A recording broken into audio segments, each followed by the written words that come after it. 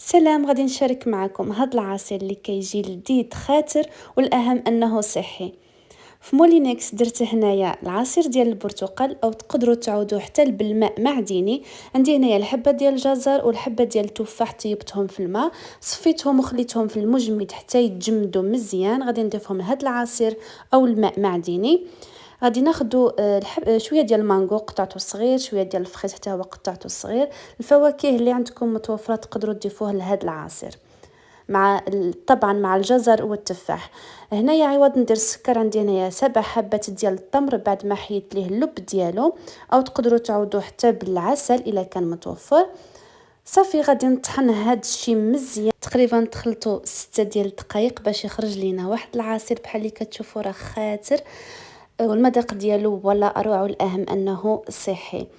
نتمنى الوصفه تكون نالت الاعجاب ديالكم. سجلوها رمضان بصحه وراحه.